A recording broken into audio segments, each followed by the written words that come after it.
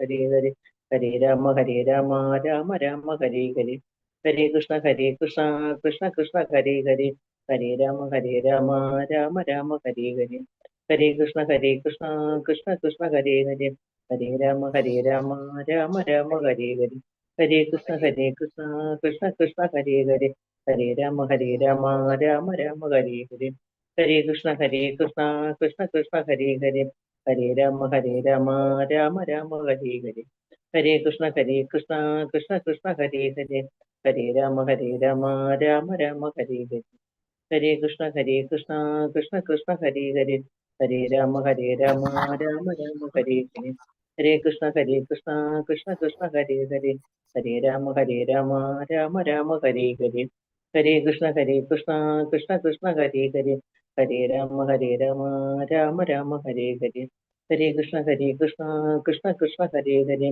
Hare Rama Rama Hare Hare Hare Krishna Krishna Krishna Hare Hare Hare Rama Rama Hare Hare Hare Krishna Krishna Krishna Hare Hare Hare Rama Rama Hare Hare Hare Krishna Hare Krishna Mataji. Hare Krishna. Thank you Mataji. പ്രണാമം. ഹരേ കൃഷ്ണ. എല്ലാവർക്കും പ്രണാമം. ഹരേ കൃഷ്ണ. ഹരേ കൃഷ്ണ. ഓം നമോ ഭഗവതേ വാസുദേവായ. ഓം നമോ ഭഗവതേ വാസുദേവായ. ഓം നമോ ഭഗവതേ വാസുദേവായ. ഓം അജ്ഞാനതിമിരാന്തസ്യ ജ്ഞാനാഞ്ജനശലാകയ ചക്ഷുരുന്മീലിതം യേന തസ്മൈ ശ്രീഗുരവേ നമഃ. നമോ വിഷ്ണുപാദായ കൃഷ്ണപ്രേഷ്ഠായ ഭൂതലേ ശ്രീമതേ ഭക്തിവേദാന്ത സ്വാമിനിതി നാമിനേ. നമസ്തേ സാരസ്വതേ ദേവേ ഗൗരവാണി പ്രചാരിണേ നിർവിശേഷ ശൂന്യവാദി പാശ്ചാത്യദേശധാരിണേ. ജയ ശ്രീ കൃഷ്ണ ചൈതന്യ പ്രഭു നിത്യാനന്ദ ശ്രീ അദ്വൈത ഗദാധര ശ്രീവാസാദി ഗൗരഭക്തവൃന്ദ. ഹരേ കൃഷ്ണ കൃഷ്ണ കൃഷ്ണ ഹരേ ഹരേ ഹരേ രാമ രാമ രാമ ഹരേ ഹരേ.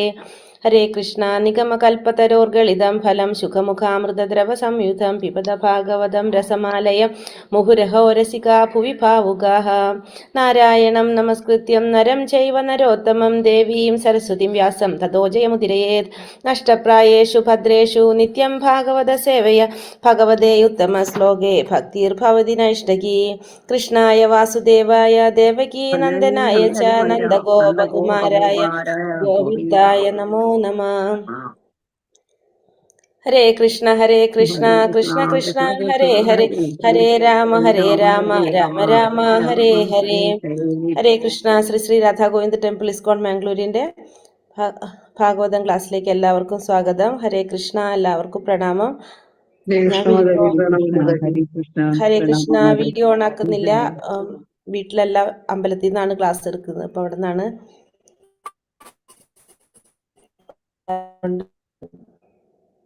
മായാപുരാണ് അവിടെ നിന്ന് കേട്ടോ. അതുകൊണ്ട് കേട്ടോ ഒരു മിനിറ്റ്. നമ്മളപ്പോ 12-ാമത്തെ സ്കന്ധം 12-ാമത്തെ അധ്യായം 21-ാമത്തെ ശ്ലോകത്തിലല്ലേ നമ്മള് 21-ാമത്തെ ശ്ലോകല്ലേ നമ്മൾ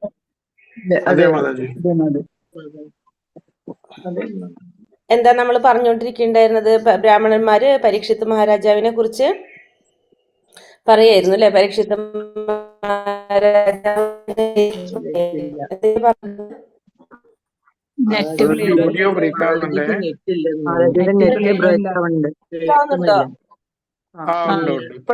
ബ്രേക്ക് ആവുന്നുണ്ടോ?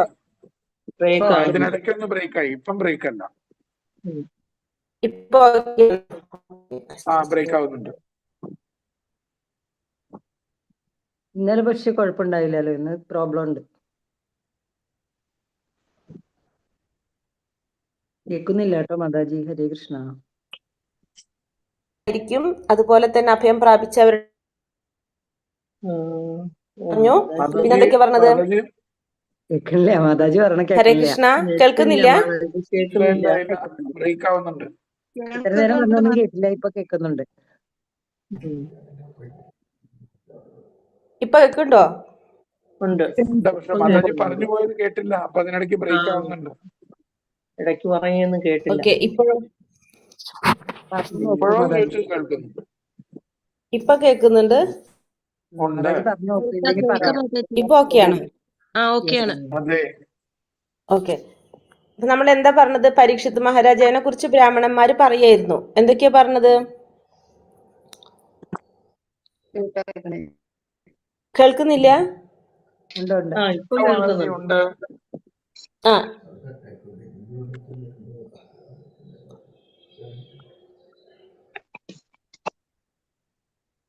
ഹരേ കൃഷ്ണ, പറഞ്ഞോളൂ. എന്തൊക്കെയാ പറഞ്ഞത്?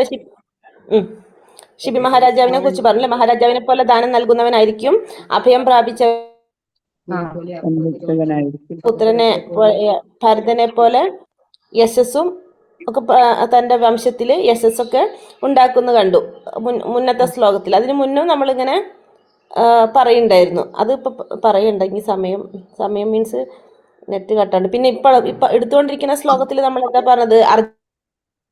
ഒരു രാജാവ് അർജുനന്മാരെ പോലെ ആയിരിക്കും പറഞ്ഞു. ശിവരാജാവിന് ബാണശീലനായിരുന്നു. യമരാജാവിന്റെ സദസ്സിലെ അംഗമായിരുന്നു. രാജാവിന് എല്ലാവരെയും സദാ സഹായിക്കാനുള്ള സന്മനസ്സുണ്ടായിരുന്നു.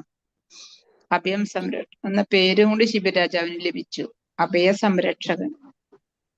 അപ്പൊ അതേപോലെ ആയിരിക്കും എന്ന് പറഞ്ഞു. പിന്നെ അടുത്ത ശ്ലോകത്തിൽ പറഞ്ഞു അർജുനന്മാർക്ക് തുല്യനാകുമെന്ന് പറഞ്ഞു. അഗ്നിയെ പോലെ അപ്രതിരോധ്യനും സമുദ്രത്തെ പോലെ ദുസ്തരനുമായിരിക്കുമെന്നും പറഞ്ഞു അല്ലെ? ആര്? പരീക്ഷിത് മഹാരാജാവിനെ കുറിച്ച് പറഞ്ഞത്. ധനുർധാരികൾ അർജുനന്മാരെ പോലെ ആയിരിക്കും എന്ന് പറഞ്ഞു. അപ്പൊ 2 അർജുനന്മാരുണ്ട്. അപ്പൊ ധനുർവിദ്യയില് നിപുണരാണ്. അപ്പൊ അതേപോലെ തന്നെ ആയിരിക്കും പരീക്ഷിത് മഹാരാജാവെന്നും നമ്മൾ കണ്ടു ന്റെ അടുത്ത്. അതുവരെയാണ് നമ്മൾ എത്തിയിട്ടുണ്ടായിരുന്നത്. ഹരേ കൃഷ്ണ. ഓം നമോ ഭഗവതേ വാസുദേവായ. ശ്ലോകം 21. ധന്യനാമഗ്രണീരേഷ തുല്യർജുനയോർദ്ധയോ ഭൂദാശ ഇവ ദൂർദർശ സമുദ്ര ഇവ ദുസ്തരഃ. ചൊല്ലിക്കോളൂ.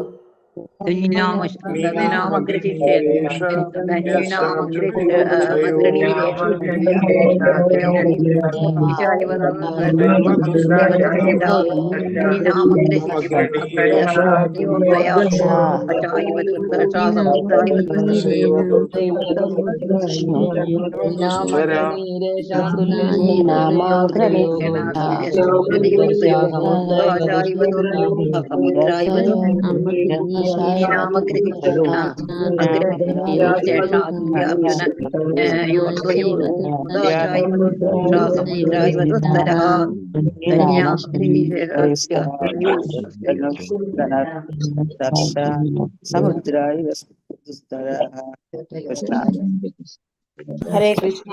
ഇതിൽ ഇവിടെ തൊട്ട് ഹരിദ്വാറിൽ തൊട്ട് ഇവിടെ തൊട്ടല്ലേ നമുക്ക് പറയാനുള്ളത്? എല്ലാവരും വീഡിയോ ഓഫ് ആക്കി വെച്ചാൽ ക്ലിയർ ആവും.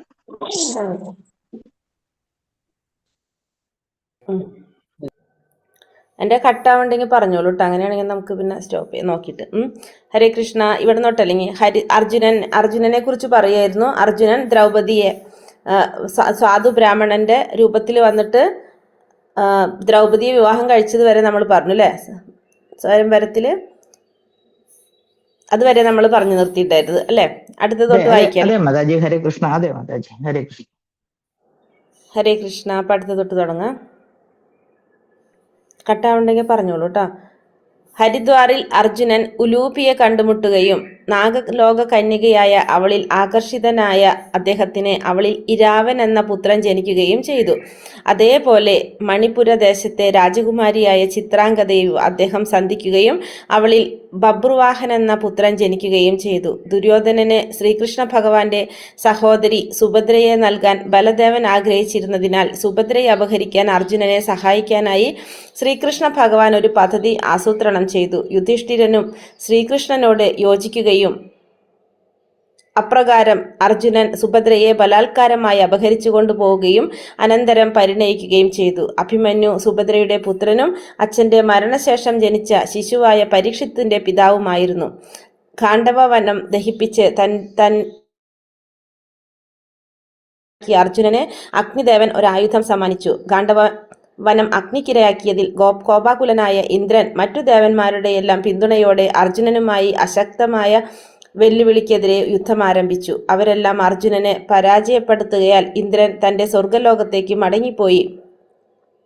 അവരെയെല്ലാം അർജുനൻ പരാജയപ്പെടുത്തുകയല്ല ഇന്ദ്രൻ തന്റെ സ്വർഗ്ഗലോകത്തേക്ക് മടങ്ങിപ്പോയി. തനിക്ക് എല്ലാവിധ സംരക്ഷണവും വാഗ്ദാനം ചെയ്ത അർജുനനിൽ സംതൃപ്തനായ ഒരു മയാസുരൻ ദേവദത്തം എന്ന പ്രശസ്തമായ ശംഖ് അദ്ദേഹത്തിന് സമ്മാനിച്ചു. ഇവിടെ പറയുന്നത് എന്താണ്? ഹരിദ്വാറില് ഇപ്പൊ ഓക്കെ ആണോ? കേൾക്കുന്നുണ്ടോ? കട്ടാവുന്നുണ്ടോ? കേൾക്കുന്നുണ്ട്. മാതാജി കുഴപ്പമില്ല. ഓക്കെ.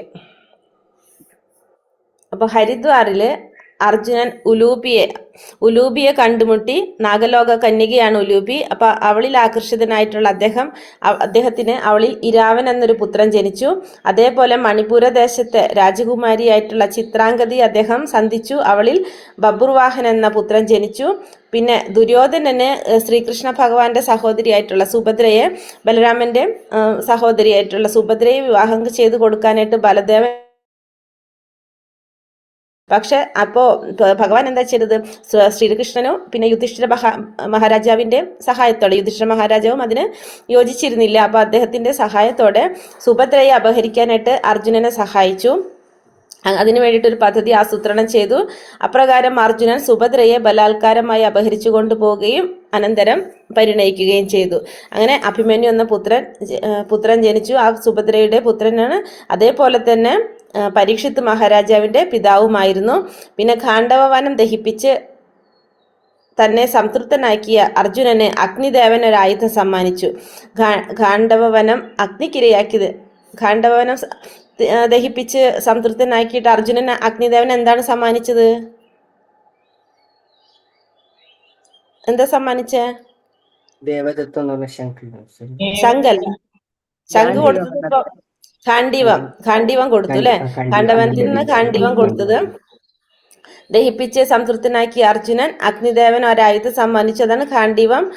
ഖാണ്ഡവവനം അഗ്നിക്കിരയാക്കിയതിൽ കോപാകുലനായ ഇന്ദ്രൻ മറ്റു ദേവന്മാരുടെ എല്ലാം പിന്തുണയോടെ അർജുനനുമായിട്ട് അശക്തമായ വെല്ലുവിളിക്കെതിരെ യുദ്ധം ആരംഭിച്ചു. അപ്പൊ ഇത് ആർക്കും ഇഷ്ടമായില്ല? ഇന്ദ്രൻ ഇഷ്ടമായില്ല. അങ്ങനെ ഇന്ദ്രൻ മറ്റുള്ള ദേവന്മാരുടെ സഹായത്തോടു കൂടി അർജുനനുമായിട്ട് യുദ്ധം ആരംഭിച്ചു. പക്ഷെ അവരെ എല്ലാം അർജുനൻ പരാജയപ്പെടുത്തി. ഇന്ദ്രൻ തന്റെ സ്വർഗത്തിലേക്ക് മടങ്ങിപ്പോയി. തനിക്ക് എല്ലാവിധ സംരക്ഷണവും വാഗ്ദാനം ചെയ്ത അർജുനനിൽ സംതൃപ്തനായിട്ടുള്ള മായാസുരൻ അർജുനൻ എന്ത് സമ്മാനിച്ചു? ദേവദത്തം എന്ന ശംഖ് സമ്മാനിച്ചു. അതേപോലെ അർജുനന്റെ പരാക്രമം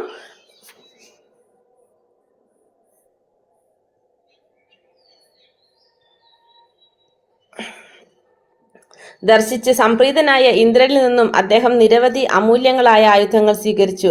ഇന്ദ്രദേവനിൽ നിന്നും പലതരത്തിലുള്ള അമൂല്യങ്ങളായിട്ടുള്ള ആയുധങ്ങൾ ആർക്ക് കിട്ടി? അർജുനന് കിട്ടി. മഗധ രാജാവായ ജരാസന്ധനെ പരാജയപ്പെടുത്തുന്നതിൽ മഹാരാജാവ് യുധിഷ്ഠിരൻ ഭഗ്നാശനായിരുന്നപ്പോൾ അദ്ദേഹത്തിന് എല്ലാവിധ ഉറപ്പുകളും നൽകിയത് അർജുനൻ മാത്രമായിരുന്നു. അതിൻ പ്രകാരം അർജുനനും ഭീമനും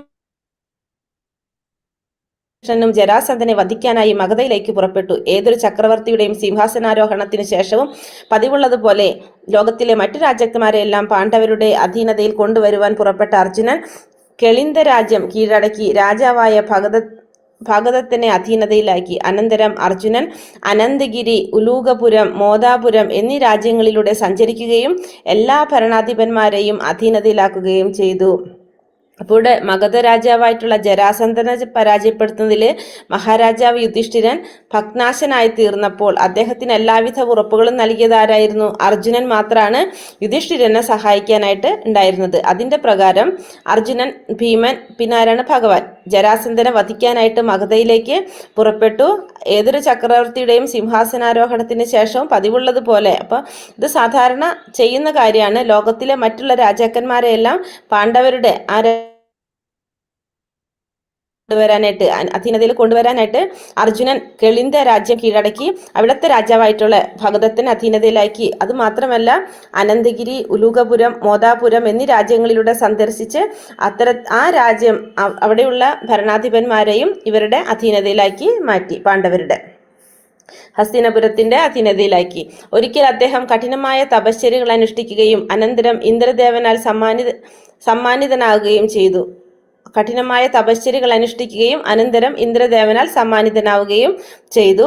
അർജുനന്റെ ശക്തി പരീക്ഷിക്കാൻ ആഗ്രഹിച്ച മഹാദേവൻ ഒരു കാട്ടാളന്റെ വേഷത്തിൽ അദ്ദേഹത്തെ സന്ധിച്ചു.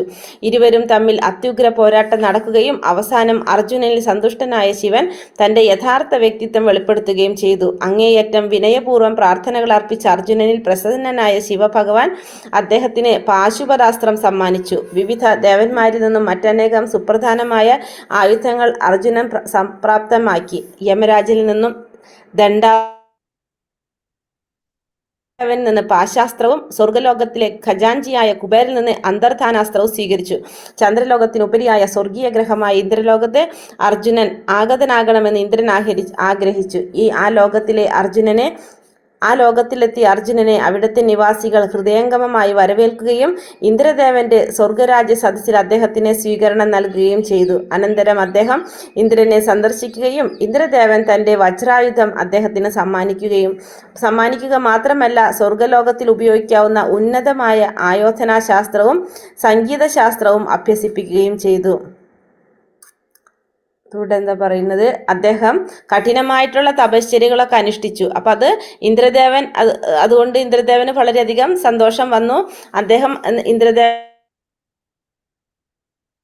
ഇന്ദ്രദേവനാൽ സമ്മാനിതനാവുകയും ചെയ്തു. ഒരിക്കൽ തപശ്ചര്യകൾ അനുഷ്ഠിക്കുകയും അനന്തരം ഇന്ദ്രദേവനാൽ സമ്മാനിതനാവുകയും ഇന്ദ്രദേവന് വളരെയധികം സന്തോഷമുണ്ടായി. അർജുനന്റെ ശക്തി പരീക്ഷിക്കാനായിട്ട് മഹാദേവൻ ഒരു കാട്ടാളന്റെ വേഷത്തിൽ അവിടെ വന്നു.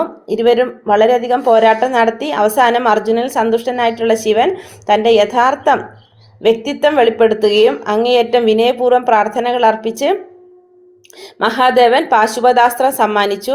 അതിനുശേഷം ദേവന്മാരിൽ നിന്ന് മറ്റനേകം ആയുധങ്ങൾ അർജുനന് സ്വായത്തമാക്കാനായിട്ട് സാധിച്ചു.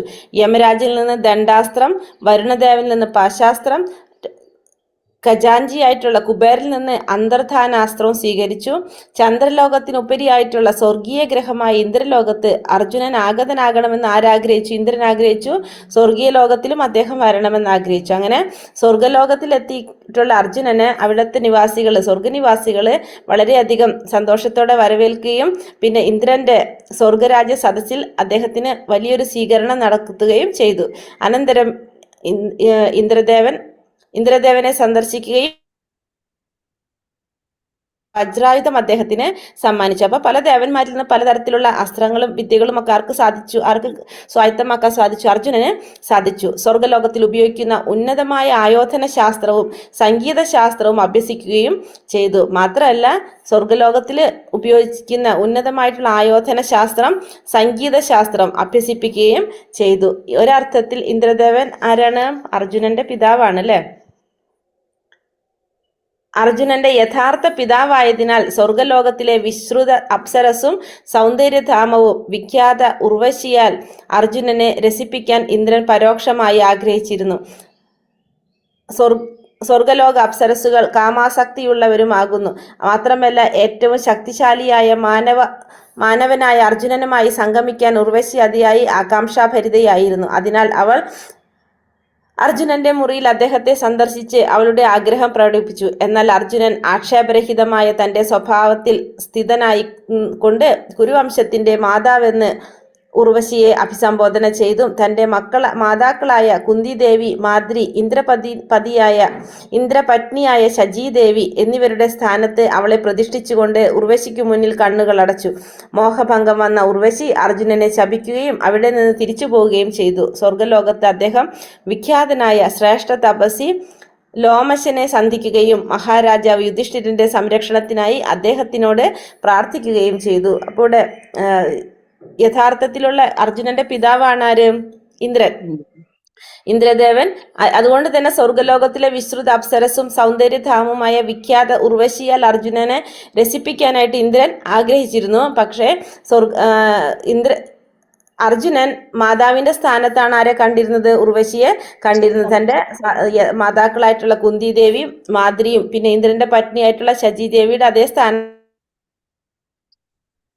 ഉർവശിയെ കാണുന്നത്. അപ്പൊ അത് പറഞ്ഞപ്പോൾ ഉർവശിക്ക് ഇഷ്ടമായില്ല. അപ്പൊ എന്താ സംഭവിച്ചത്? ഉർവശി അർജുനനെ ശപിച്ചു, അവിടെ നിന്ന് തിരിച്ചു പോവുകയും ചെയ്തു. മാത്രമല്ല ശ്രേഷ്ഠ തപസ്സിയായിട്ടുള്ള വിഖ്യാതനായിട്ടുള്ള ശ്രേഷ്ഠ തപസ്സി ലോമശനെ സന്ധിക്കുകയും മഹാരാജാവ് യുധിഷ്ഠിരന്റെ സംരക്ഷണത്തിനായിട്ട് അർജുനൻ അദ്ദേഹത്തോട് പ്രാർത്ഥിക്കുകയും ചെയ്തു. ശത്രുതയുള്ള അദ്ദേഹത്തിന്റെ പിതൃ സഹോദര പുത്രൻ ദുര്യോധനൻ ഗന്ധർവന്മാരുടെ ബന്ധനത്തിലായപ്പോൾ അർജുനൻ അദ്ദേഹത്തെ രക്ഷിക്കാൻ ആഗ്രഹിക്കുകയാൽ ദുര്യോധനനെ മോചിപ്പിക്കണമെന്ന് ഗന്ധർവന്മാരോട് അഭ്യർത്ഥിച്ചു. എന്നാൽ ഗന്ധർവന്മാർ അദ്ദേഹത്തിന്റെ അഭ്യർത്ഥന നിരസിച്ചു. അതിനാൽ അർജുനൻ ഗന്ധർവന്മാരോട് യുദ്ധം ചെയ്ത് ദുര്യോധനനെ സ്വതന്ത്രനാക്കി. പാണ്ഡവരെല്ലാം അജ്ഞാതവാസത്തിലായിരുന്നപ്പോൾ അർജുനൻ വിരാട് രാജാവിന്റെ കൊട്ടാരത്തിൽ ക്ലീബനായി ബൃഹന്നള എന്ന പേരിൽ സ്വയം അവതരിപ്പിക്കുകയും ഭാവി മരുമകളായ ഉത്തരയുടെ സംഗീതാധ്യാപകയായി നിയമിതനാവുകയും ചെയ്തു. ബൃഹന്നളയായി വിരാട് രാജാവിന്റെ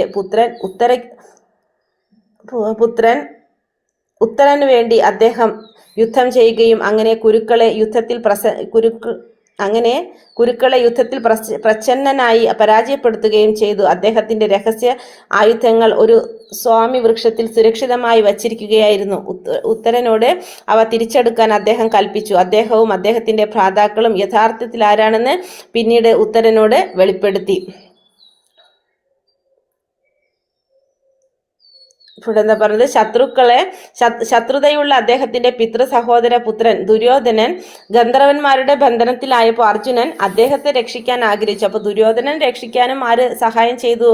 അർജുനൻ സഹായിച്ചു കൊടുത്തു. രക്ഷിക്കാൻ ആഗ്രഹിച്ച സമയത്ത് ദുര്യോധനനെ മോചിപ്പിക്കണമെന്ന് ഗന്ധർവന്മാരോട് അഭ്യർത്ഥിച്ചു. പക്ഷെ ഗന്ധർവന്മാർ അദ്ദേഹത്തിന്റെ അഭ്യർത്ഥന നിരസിച്ചു. അതുകൊണ്ട് തന്നെ അർജുനൻ ഗന്ധർവന്മാരോട് യുദ്ധം ചെയ്ത് ദുര്യോധനൻ സ്വതന്ത്രനാക്കി. പാണ്ഡവരെല്ലാം അജ്ഞാതവാസത്തിലായിരുന്നു. ആ സമയത്ത് ദുര്യോധനൻ കാരണം കൊണ്ടാണ് ഇവരൊക്കെ അജ്ഞാതവാസത്തിൽ പോയത്. എന്നിട്ട് പോലും ദുര്യോധനനെ സഹായിക്കാനും ആര് നിന്നിരുന്നു? അർജുനൻ നിന്നിരുന്നു. അർജുനൻ അജ്ഞാതവാസത്തിലായിരുന്നപ്പോൾ അർജുനൻ വിരാട് രാജാവിന്റെ കൊട്ടാരത്തില് ക്ലീബനായിട്ട് ബൃഹന്നള എന്ന പേരിൽ സ്വയം അവതരിപ്പിക്കുകയും ഭാവി മരുമകളായിട്ടുള്ള ഉത്തരയുടെ സംഗീതാധ്യാപികയായി നിയമിതനാവുകയും ചെയ്തു. അപ്പോൾ അർജുനൻ ഒരു വർഷം എവിടെ ഉണ്ടായിരുന്നു? ഉത്തരയുടെ അധ്യാപികയായിട്ടുണ്ടായിരുന്നു.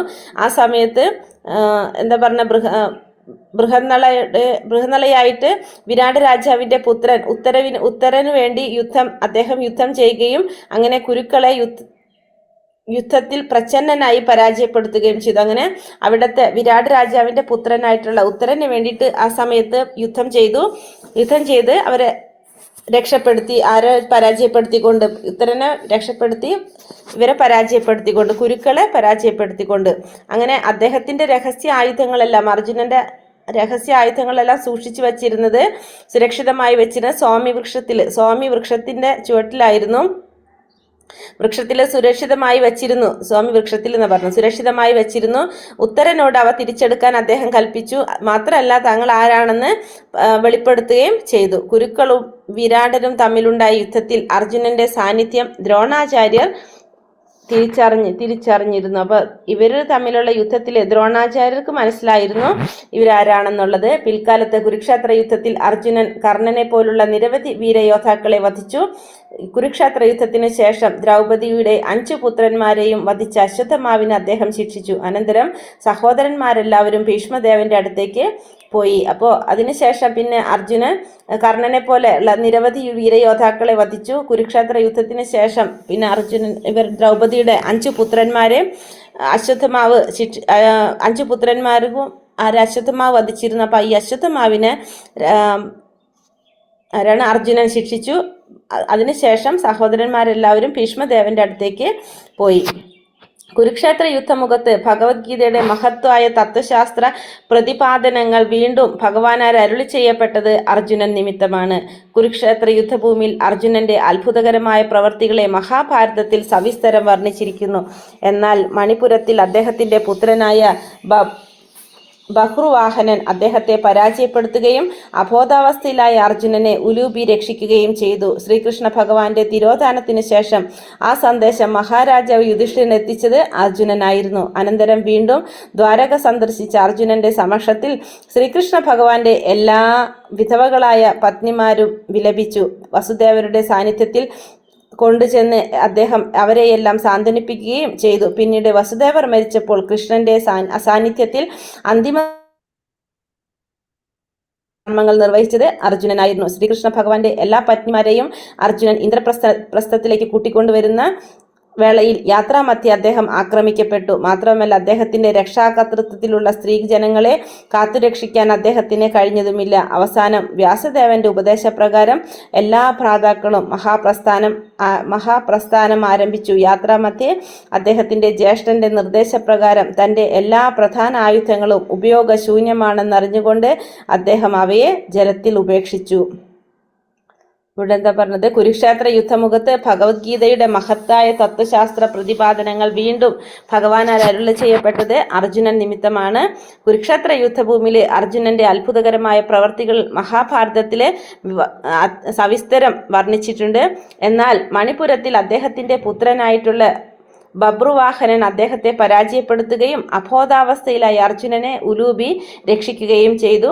ശ്രീകൃഷ്ണ ഭഗവാന്റെ തിരോധാനത്തിന് ശേഷം ആ സന്ദേശം മഹാരാജാവ് യുധിഷ്ഠിരൻ എത്തിച്ചതും ആര് തന്നെയായിരുന്നു? അർജുനൻ തന്നെയായിരുന്നു. അനന്തരം വീണ്ടും ദ്വാരക സന്ദർശിച്ച സമയത്ത് അർജുനന്റെ സമക്ഷത്തിൽ ശ്രീകൃഷ്ണ ഭഗവാന്റെ എല്ലാ പത്നിമാരും വിധവകളായിട്ടുള്ള എല്ലാവരും വിലപിച്ചുകൊണ്ടിരിക്കുകയായിരുന്നു.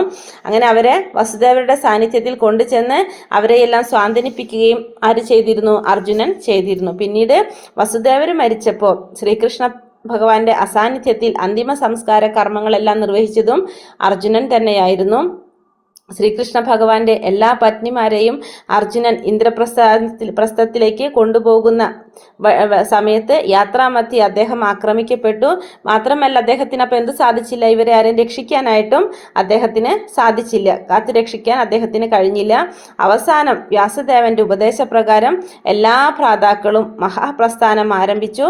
യാത്രാമധ്യേ അദ്ദേഹത്തിന്റെ ജ്യേഷ്ഠന്റെ നിർദ്ദേശപ്രകാരം എല്ലാ ആയുധങ്ങളും പ്രധാനപ്പെട്ട എല്ലാ ആയുധങ്ങളും ഉപയോഗശൂന്യമാണെന്ന് അറിഞ്ഞുകൊണ്ട് അദ്ദേഹം അതെല്ലാം ജലത്തിൽ ഉപേക്ഷിച്ചു. കാരണം ഭഗവാന്റെ തിരോധാനത്തിന് ശേഷം ഭഗവാന്റെ ശക്തിയാലാണ് അർജുനന് ഇതെല്ലാം സാധിച്ചിരുന്നത് ചെയ്യാനായിട്ട്. ഭഗവാൻ പോയപ്പോൾ അർജുനന്റെ ആ ശക്തികൾ ഭഗവാൻ തിരിച്ചെടുക്കുകയാണ് ചെയ്യുന്നത്. അപ്പോൾ ഇതൊക്കെ ഉപയോഗശൂന്യമാണെന്ന് ആര് പറയാണ് ഇവിടെ? യുധിഷ്ഠിരൻ പറഞ്ഞപ്പോൾ അർജുനൻ പിന്നെ അതെല്ലാതും ജലത്തിൽ ഉപേക്ഷിക്കുകയാണ് ചെയ്യുന്നത്. ഹരേ കൃഷ്ണ. അടുത്ത ശ്ലോകം ചെറുതാണല്ലോ, അതുകൂടി എടുക്കുക. കേൾക്കുന്നുണ്ടല്ലോ അല്ലെ? ക്ലിയർ ആണോ? കേൾക്കുന്നുണ്ട്.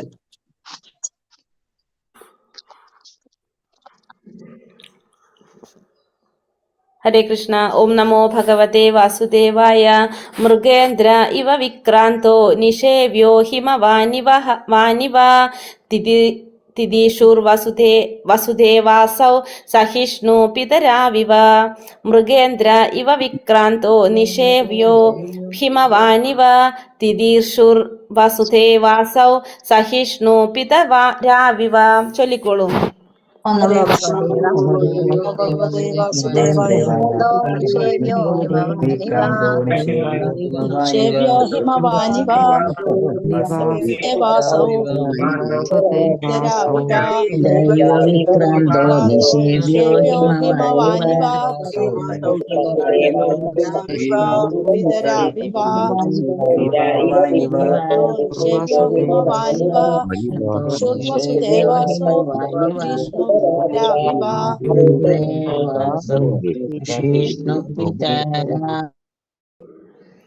ഹരേ കൃഷ്ണ.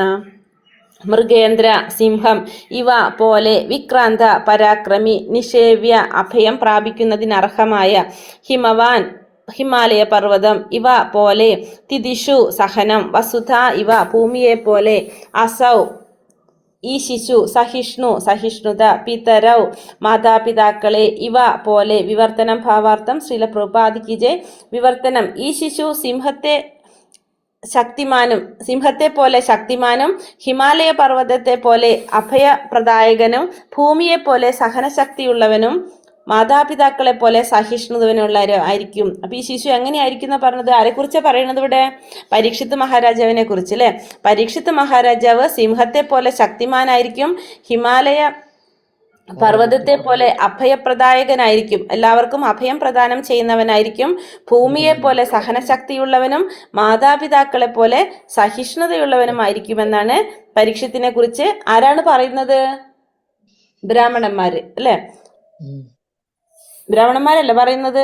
അതെ ബ്രാഹ്മണന്മാര് ബ്രാഹ്മണന്മാര് പറയുന്ന അവരെ പേര് ഓർമ്മയുണ്ടോ? യുധിഷ്ഠിരോട് പറയുന്നതാണ്. അതെ, പേര് ഓർമ്മയുണ്ടോ അവരെ? പേര് പറഞ്ഞിട്ടില്ല. പേര് ആരാണ്? ഞാനും മറന്നല്ലോ. അല്ല, എന്തോ പേര് വെച്ചിട്ടല്ലേ? ദൗമ്യൻ. ഒന്ന് ദൗമ്യൻ, 2 പേരുണ്ടായിരുന്നു. കൃപനും ദൗമ്യനും അല്ലേ മാതാജി? കൃപനും ദൗമ്യനും അല്ലേ? 2 പേര്. അവര് പറയുന്നതാണത്. ശത്രുവിനെ ഭാവാർത്ഥം ശ്രീല പ്രഭുപാദിക്ക് ജയ്. ശത്രുവിനെ വേട്ടയാടുന്നതിൽ അതിശക്തനാകുമ്പോൾ ഒരുവനെ സിംഹത്തോട് സാദൃശ്യപ്പെടുത്തുന്നു. ഒരാൾ ഭവനത്തിൽ ആട്ടിൻകുട്ടിയെ പോലെയും വേട്ടയിൽ സിംഹത്തെ പോലെയും ആകണം. സിംഹം ഒരിക്കലും ഒരു മൃഗത്തെ വേട്ടയാടുന്നതിൽ പരാജയപ്പെടുന്നില്ല. അതേപോലെ രാജ്യത്തലവനും ശത്രുവിനെ വേട്ടയാടുന്നതിൽ ഒരിക്കലും പരാജയപ്പെടാൻ പാടില്ല. വിഭവ സമൃദ്ധി കൊണ്ട് പ്രശസ്തമാണ് ഹിമാലയ പർവ്വതങ്ങൾ. വസിക്കുവാൻ അസംഖ്യം ഗുഹകളാലും ഭക്ഷ്യയോഗ്യമായ നല്ല ഫലങ്ങളുള്ള എണ്ണമറ്റ വൃക്ഷങ്ങളാലും ജലപാനം ചെയ്യുവാൻ നല്ല ചോലകളാലും രോഗം ഭേദമാക്കാൻ ഉപയോഗിക്കുന്ന ഔഷധികളാലും ധാതുക്കളാലും സമ്പുഷ്ടമാണ് അവിടം. ഭൗതിക സമൃദ്ധിയില്ലാത്ത ഏതൊരുവനും ഈ മഹത്തായ പർവ്വതങ്ങളെ ശരണം പ്രാപിക്കുകയാണെങ്കിൽ അവന് വേണ്ടതെല്ലാം ഇവിടെ നിന്ന് ലഭിക്കും. ഭൗതികവാദികൾക്കും ആത്മീയവാദിക്കും ഹിമാലയ പർവ്വത നിരകളാകുന്ന ഈ മഹാ അഭയസ്ഥാനത്തിന്റെ ആനുകൂല്യം പ്രയോജനപ്പെടുത്തുവാൻ കഴിയും. ഭൗമോപരിതലത്തിൽ ഭൂലോകവാസികളാൽ നിരവധി പ്രശ്നങ്ങൾ സൃഷ്ടിക്കപ്പെടുന്നുണ്ട്. ആധുനിക യുഗത്തിൽ ജനങ്ങൾ ഭൗമോപരിതലത്തിൽ അണ്വായുധ വിസ്ഫോടനങ്ങൾ ആരംഭിച്ചു കഴിഞ്ഞിരിക്കുന്നു. എന്നിട്ടും ഒരമ്മ ചെറിയ കുട്ടിയോട് ക്ഷമിക്കുന്നത് പോലെ ഭൂലോക നിവാസികളോട് സഹനതയോടെ ഇരിക്കുന്നു. ഭൂലോക നിവാസികളോട് സഹനതയോടെ ഇരിക്കുന്നു. മാതാപിതാക്കൾ എപ്പോഴും കുട്ടികളുടെ എല്ലാതര വികൃതി തരങ്ങളും സഹിക്കുന്നു. സഹിക്കുന്നു. അവിടെ എന്താ പറഞ്ഞത്? ശത്രുവിനെ വേട്ടയാടുന്നതിൽ അതിശക്തനാകുമ്പോൾ ഒരുവനെ എന്തിനോടാണ് പറയുന്നത്? സിംഹത്തിനോടാണ് സാദൃശ്യപ്പെടുത്തിയിരിക്കുന്നത്. ഒരാൾ ഭവനത്തിൽ എങ്ങനെയായിരിക്കണം? ആട്ടിൻകുട്ടിയെ പോലെ ആയിരിക്കണം. മറ്റുള്ള ആട്ടിൻകുട്ടിയെ പോലെ ആയിരിക്കണം ഭവനത്തില്. വേട്ടയാടുമ്പോൾ സിംഹത്തെ പോലെയാകണം. സിംഹം ഒരിക്കലും എങ്ങനെയല്ല? വേട്ടയാടുന്നതിൽ ഒരിക്കലും പരാജയപ്പെടുന്നില്ല. അതേപോലെ തന്നെയാണ് രാജ്യത്തെ രാജാവും. അങ്ങനെയായിരിക്കണം രാജാവും.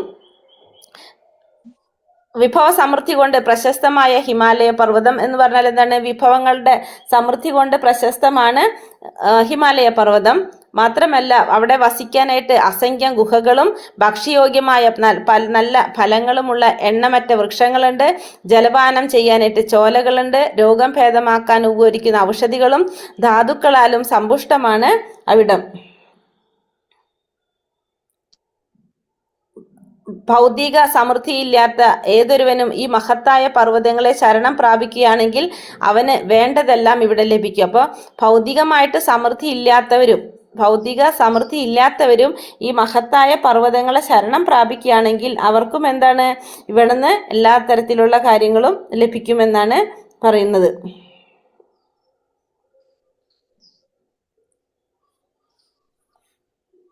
ഭൗതികവാദികൾക്കും ആത്മീയവാദിക്കും ഹിമാലയ പർവ്വതനിരകളാകുന്ന ഈ മഹാ അഭയസ്ഥാനത്തിന്റെ ആനുകൂല്യം പ്രയോജനപ്പെടുത്താൻ കഴിയും. അതായത് 2 കൂട്ടർക്കും, ഭൗതികവാദിയായാലും ആത്മീയവാദിയായാലും എല്ലാവർക്കും ഈ ഹിമാലയ പർവ്വതനിരകളുടെ ആ ഒരു പ്രയോജനപ്പെടുത്താനായിട്ട് അവിടെ കിട്ടുന്ന അവിടെ കിട്ടുന്ന ആനുകൂല്യങ്ങളെല്ലാം പ്രയോജനപ്പെടുത്താനായിട്ട് 2 കൂട്ടർക്കും സാധിക്കും. ആത്മീയവാദിയായാലും ഭൗതികവാദിയായാലും 2 കൂട്ടർക്കും അത് സാധിക്കും.